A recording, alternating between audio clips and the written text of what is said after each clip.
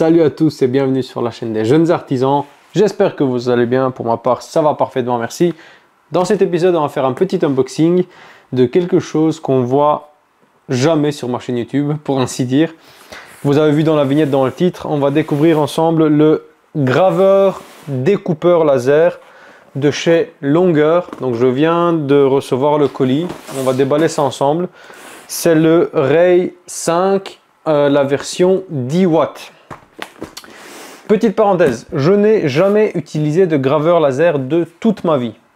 C'est un outil qui ne correspond pas, enfin c'est un outil que j'utilise pas vraiment dans mon métier de tous les jours, hein, étant artisan, entrepreneur. Ceci dit, quand j'ai été contacté par la marque pour mettre le produit en avant, et dans le deal c'était que je garde le produit évidemment, j'ai pas pu refuser. Parce que ça rentre quand même dans la catégorie du bricolage récréatif. Et on a tous besoin de temps en temps de déconnecter un petit peu et de faire un petit peu autre chose, notamment du DIY. Et c'est exactement ce qu'on peut faire avec ce genre de laser. On va déballer ensemble, partez du principe que je n'ai jamais utilisé de toute ma vie, même pas un logiciel. Je vais être dans la peau de celui qui va l'acheter pour la première fois et qui va le déballer. Donc on découvre ça ensemble, il y aura 2 épisodes. Celui où on va le mettre sur pied, notamment maintenant. Et le 2e épisode, on va faire un projet ensemble. Alors, je vais un petit peu me creuser la tête pour faire un truc sympa. Hein. Vous savez que j'ai quand même quelques compétences. Et on va essayer d'inclure le laser dans le projet. Allez, c'est parti.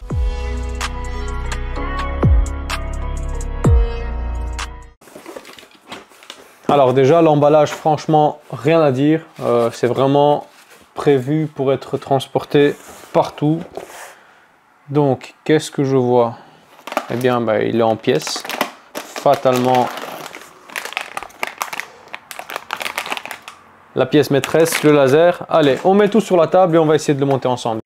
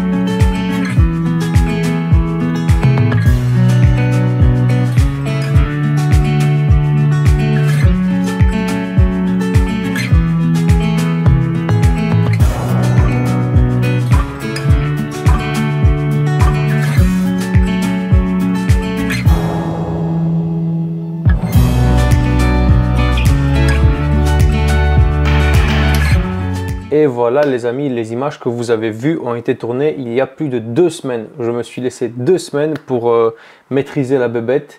Je suis très satisfait, je suis très content des résultats que ce laser m'offre en impression.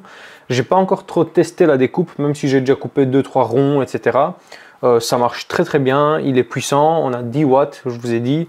Il peut entamer du PVC, du bois dans des épaisseurs raisonnables. Je vous mettrai dans la description plus d'infos, comme ça vous voyez, parce que ça sert à rien que je vous bombarde des chiffres à tout va, vous allez finir par vous y perdre. Donc allez visiter les liens si ça vous intéresse plus. Également, on va parler prix. Je vous affiche le prix quelque part ici à l'écran. Comme ça, vous êtes au courant de ce que ça coûte. Il y a également des liens dans la description pour l'acheter.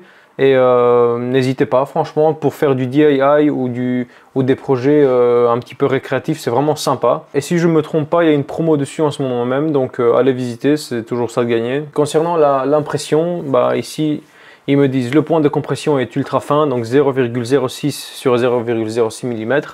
Donc une capacité de gravure extrêmement précise, mais ça je l'ai vu vraiment, je vous dis, ça c'est un échantillon parmi d'autres, mais vraiment c'est hyper précis.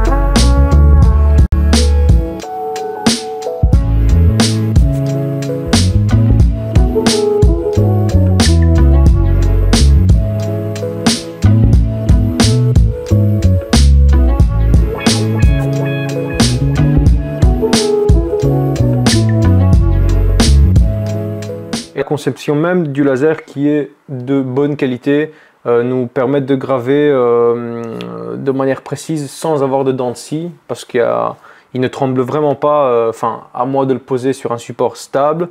Et même à vitesse maximale, ça bombarde, ça ne tremble pas, vraiment les lignes restent parfaitement nettes. Ça c'est un très bon point. Il est également équipé d'une puce ESP32 pour les connaisseurs. Voilà, moi j'y connais pas vraiment pour aller aussi loin dans les détails, mais tout ce que je peux vous dire c'est qu'elle est plus rapide et plus puissante que les puces standards. Maintenant tout ça c'est beau, mais on va parler un petit peu sécurité. Il est équipé d'un détecteur de flamme. Et donc dès qu'il détecte une flamme, il s'arrête et il émet un bip. Comme ça, tout de suite, on sait qu'il y a un problème. Si on n'est pas forcément à côté, on l'entend et il s'arrête. Donc vraiment, c'est très important parce qu'on parle quand même d'un laser qui brûle des choses, d'accord. Également, si jamais vous le mettez mal et qu'il bascule, fatalement, le laser n'est plus sur son support et il ne crame plus ce qu'il faut. Donc du coup, il s'arrête. Il a un capteur G dedans, je pense. Sur la carte mère, voilà, qui empêche en tout cas dès que la machine bouge, clac, ça s'arrête. Donc ça c'est très bien. Et il y a aussi la protection immobile, donc lorsque le laser est gelé en position maximale, si je ne me trompe pas, 15 secondes, et bien à partir de la 16e seconde, normalement il se coupe, parce qu'on n'est pas censé rester sur un point fixe à 100% sans que ça bouge, sinon le support en question va prendre feu tout simplement. Sinon pour la conception en lui-même, je suis vraiment très satisfait de ce que je vois. L'écran tactile de 3,5 pouces, il répond très bien aux commandes, il est très précis, voilà, on a vraiment les informations qu'on veut. On peut le connecter également, comme vous avez vu, avec un câble USB au PC. Donc comme ça, moi je travaille avec Lightburn et tout de suite je mets les fichiers, hop, je calibre. Bon, ça c'est encore un peu trop technique pour mettre ça dans une vidéo, mais voilà, on peut le connecter. Ils nous fournissent également une carte SD, si jamais on veut déconnecter du PC et le sortir dehors parce que ça fait de la fumée. Fatalement, quand ça brûle, quand quelque chose brûle, ça fait de la fumée. Et petite parenthèse, local bien aéré, surtout si vous brûlez autre chose que du bois, hein, donc du PVC, quand ça brûle, ça peut émettre des fumées qui sont nocives. Donc local bien aéré, jamais travailler sans les lunettes de protection fournies avec le laser, en plus du capot de protection. Donc voilà. Je vous conseille, si vous avez un chien, un chat, des animaux, bref, un lapin, une poule dans la maison, j'en sais rien, de la sortir du local en question, parce que si vous avez des lunettes, pensez que les autres à côté de vous n'ont pas forcément de lunettes, et on sait très bien comment sont les chats, ils viennent vite mettre leurs papates, etc. Donc je vous conseille, voilà, de réfléchir, d'anticiper. On parle quand même d'un outil dangereux si c'est pas fait dans les règles de l'art et dans les bonnes conditions. Mais si tout est fait dans les bonnes conditions, il n'y a pas de danger. Il n'y a pas de danger parce que tout est maîtrisé avec toutes les sécurités qu'on a, etc. Alors comme tous les bons lasers, évidemment, il est compatible avec des bons logiciels, laser GRBL, Lightburn. Il marche sur Windows, sur Linux, donc ça n'a pas de problème. Maintenant, voilà, je ne sais pas aller plus loin dans les infos parce que je m'y connais pas et je parle pas en général de choses que je connais pas. Donc à vous de découvrir si vous voulez aller plus loin dans ça. On a une surface de gravure de 40 sur 40 cm. Donc autant vous dire que c'est une bonne surface. La hauteur du laser, je la trouve réglable de manière correcte. Ceci dit, si on veut surélever le laser parce qu'on veut graver sur une boîte, ben, rien ne nous empêche de mettre des pattes et de surélever le laser en fonction. Donc ça, on peut vraiment se débrouiller.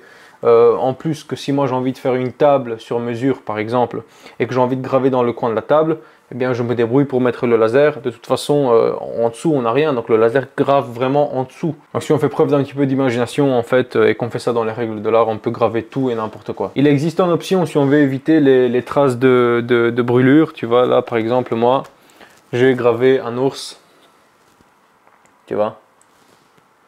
Et j'ai mis la vitesse de découpe un petit peu trop basse, tu vois. Eh bien, ça m'a un petit peu fait des traces de brûlure. Bon, après ça part hein, avec une petite ponceuse. La gravure en elle-même, elle est sublime. Vraiment, c'est rentré dans le bois. Mais en plus, j'aurais dû peut-être augmenter la vitesse de découpe et faire plusieurs passes. Hein, ça m'aurait évité, mais moi j'étais gourmand. J'ai voulu tout faire en une fois. Et donc, bon, bah, ça m'a fait ça. Il existe en option des pompes à air qui souffle de l'air en même temps sur le laser pour éviter ça.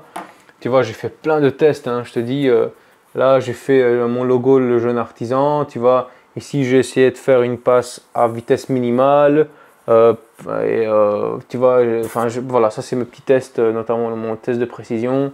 Donc en 2 semaines j'en ai fait des choses, je ne vous ai pas tout filmé parce que bon, déjà moi il faut que j'apprenne à l'utiliser, mais j'ai mis 2 semaines pour être vraiment convaincu de la qualité en utilisation. Je dirais pas quotidienne, mais tous les 2 jours, il tournait au moins 2 heures pour me cramer les trucs. Et j'étais super content. Donc ça tient bien, ça fait 2 semaines d'utilisation semi-intensive, sachant que c'est pas non plus un outil que tu vas utiliser tous les jours. Tu vas l'utiliser peut-être pour un projet, puis pendant 3-4 semaines, tu vas peut-être plus l'utiliser, etc. Donc la durée de vie, normalement, elle est assez garantie sur ça, sachant que c'est vraiment pas un outil de base pour une utilisation intensive. Et puis à base, hein, si jamais vous avez des problèmes après l'achat, assistance 24 sur 24, 7 jours sur 7 de la part de Longueur, garantie. Donc voilà, je pense que vous avez toutes les informations. Ça, c'était la première vidéo sur 2. La deuxième vidéo sera tout de même un petit peu plus fun à regarder puisque je vais faire un projet. Voilà, maintenant le deal c'était que je garde le laser. Dans la deuxième vidéo, j'aimerais bien faire déjà quelque chose pour m'amuser et puis je vais l'intégrer à ma panoplie de compétences. Qui sait si un jour je fais quelque chose et j'ai envie de graver le logo de ma société, ou etc. Ou même sur un outil, je vais essayer de me débrouiller, de prendre un outil et de mettre Adneo ou le jeune artisan sur mon outil en question au laser. C'est quand même plus beau que faire ça au marqueur. Donc voilà, je vais essayer de trouver je vais essayer de l'intégrer dans ma société et essayer de faire des choses un petit peu plus personnalisées. Si ça vous a plu, abonnez-vous, likez, n'oubliez pas, il y a plein de liens dans la description, allez voir. Et quoi qu'il arrive, moi je vous dis à la prochaine pour une prochaine vidéo. Salut!